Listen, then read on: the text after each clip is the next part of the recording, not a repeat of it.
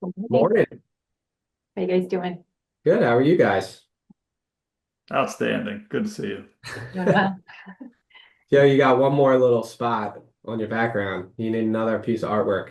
Oh, it's filling up. I got kid stuff on the floor here. I got four walls to fill up, so they're There you go. bringing it in. I love You're it. never a shortage of artwork, I'm sure. That's great. You So guys, I what do we thought have today? What do you think we should talk about? so. We recently opened a donor advised fund for one of our clients. And I know I had a lot of questions with Joe. I'm in the operations department, so it was my first time opening the account. So I thought it might be really good to talk to our audience a little bit about what exactly a donor advised fund is, when is a good time maybe to open up a donor advised fund, and who can open up a donor advised fund. So I'm going to throw it over to you, Joe.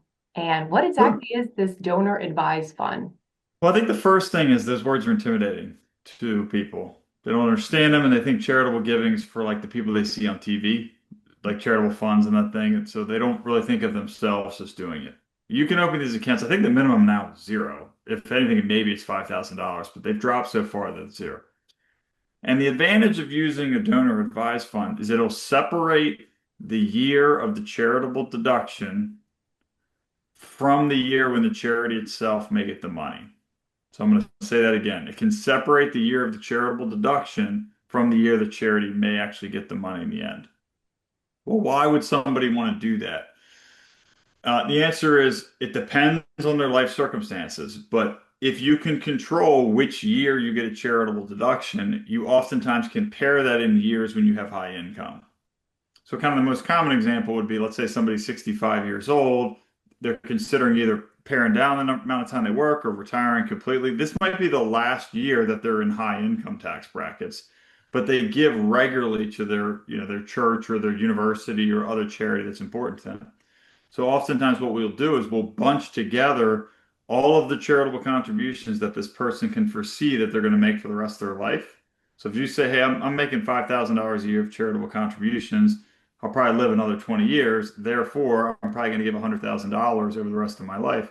Taking that $100,000 and bunching it into one year, specifically a year when you're going to have high income taxes, will allow you to control when you get that charitable deduction on your income taxes. So, Joe, do you just give cash or can you gift stocks within an investment portfolio? Can you talk a little bit about that? Yeah, so the what I just described, you can certainly do cash for that gift. And the advantage of that is we would be taking a $100,000 gift and making charitable in a high income year.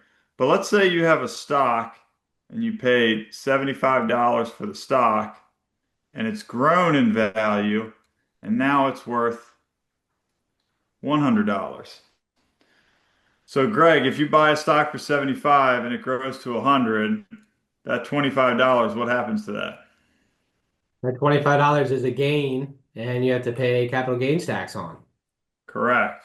So if this is Greg, and Greg, my handwriting's terrible right in the back of my pen, but if Greg sells this stock, he pays 75, now it's worth 100. Greg sells that stock. Greg is going to pick up $25 of capital gain on his tax return. However, if we take that same $100 stock, so remember we paid 75, it grew to 100, and this person is already giving money to church and charities, we take that $100, we put it in a donor advised fund, so we put that in here. Greg, how much does the Red Cross pay in income taxes? Zero. That's not three. Zero. Zero. So that $25 that we talked about earlier that was subject to capital gains, nobody pays the taxes on it. All $100 goes into the charitable fund. Once it's in the charitable fund, you can decide which organizations get the money. So maybe it's the church, maybe it's a school, maybe it's a health organization that's important to you. And you can make those grants over the rest of your life out of that donor advised fund of charities. So it allows you to control the year of the tax deduction. And it also gives you the ability to, how do I get out of the screen? Oops. gives you the ability to avoid the capital gain on that sale.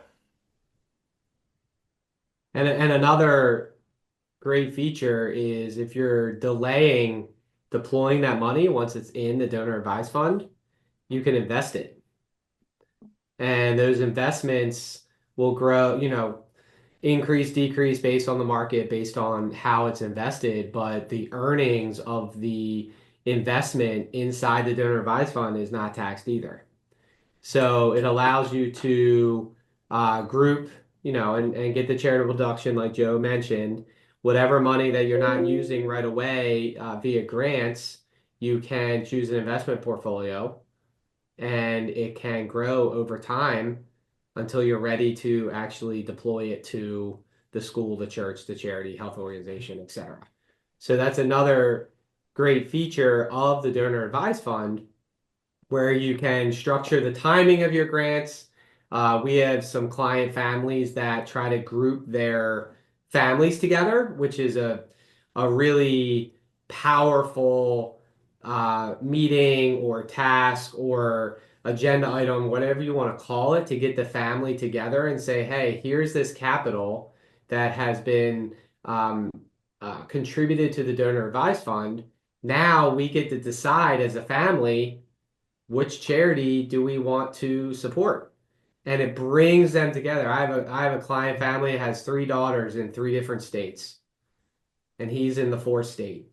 Every quarter, we get together and we talk about what charities that they want to deploy that capital that the client, I guess I think it's been like 12 or 13 years now.